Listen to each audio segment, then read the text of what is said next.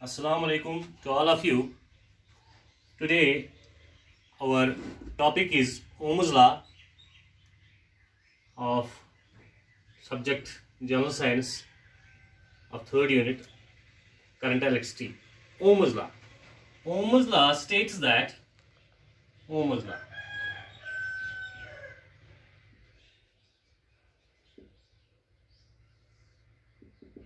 states that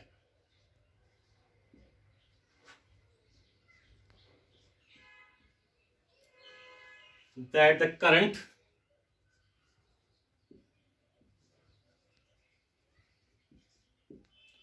through a conductor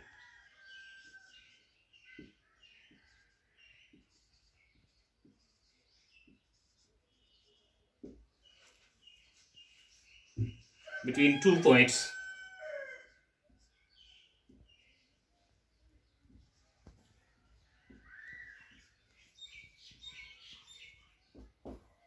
is directly proportional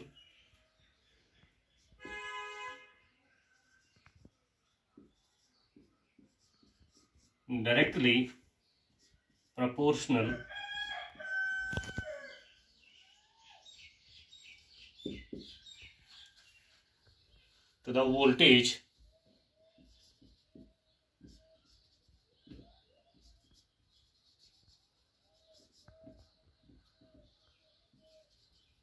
or potential difference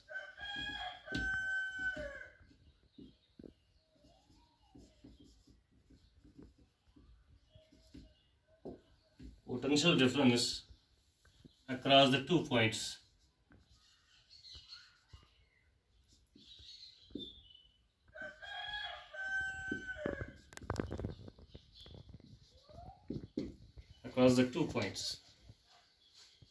यानी कि मतलब ये जो Ohm's law है, Ohm's law states that the current, that is I, current I,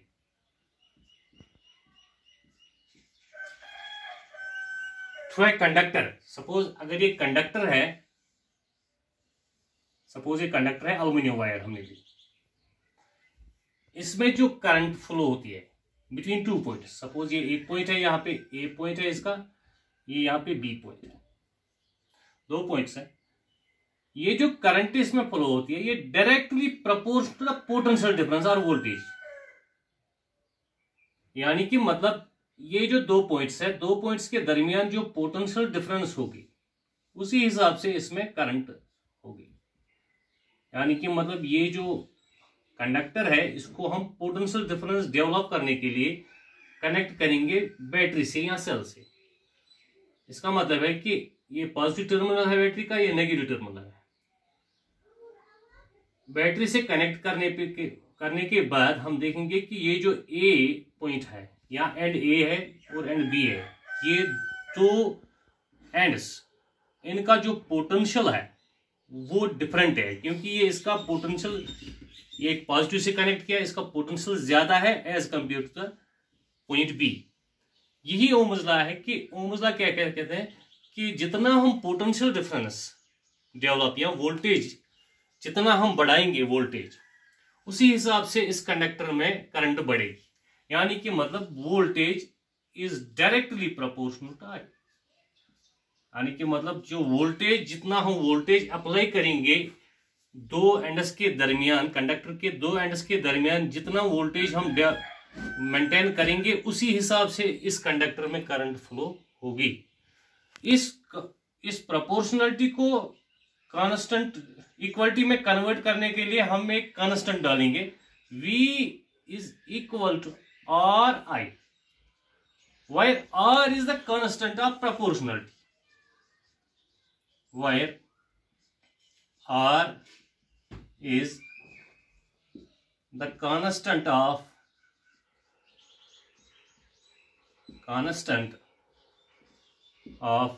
proportionality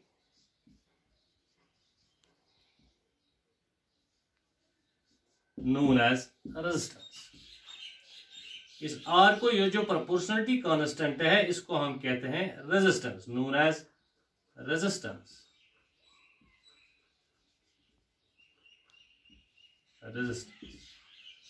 and the SI unit of this resistance is represented by letter resistance is represented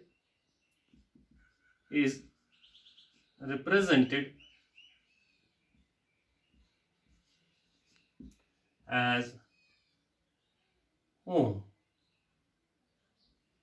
ऐसे, and its SI unit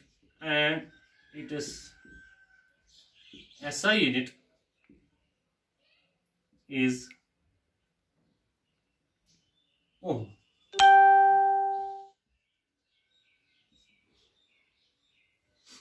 हाँ, ये ohms law है। क्या है Ohm's law?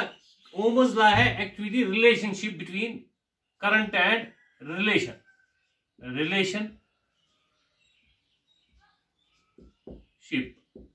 Between current end voltage.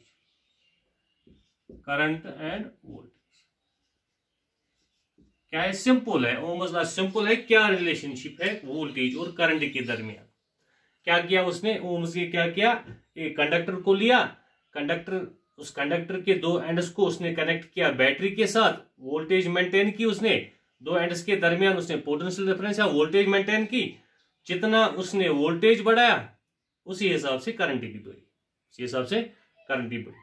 फिर क्या किया उसने बोला कि ये जो करंट है, ये वोल्टेज है, voltage is directly proportional current. यानी कि मतलब जितना हम वोल्टेज बढ़ाएंगे उतनी करंट बढ़ेगी। इस प्रोपोर्शनलिटी को कन्वर्ट किया इक्वलिटी में। इस इक्वलिटी कांस्टेंट को उसने क्या किया?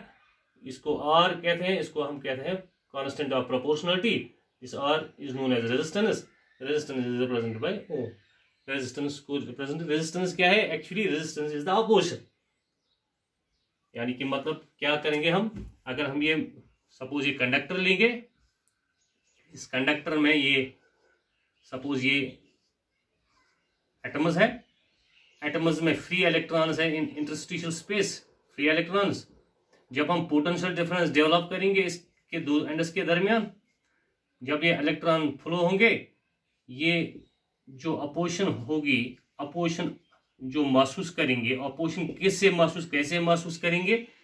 Due to the collision between each other, electron with electron and with atoms of and with positively charged atoms. उसी को हम रेजिस्टेंस कहते हैं। Resistance means opposition to the flow of this current, and this opposition is due to the collision of these electrons, with each other and with the positively charged atoms।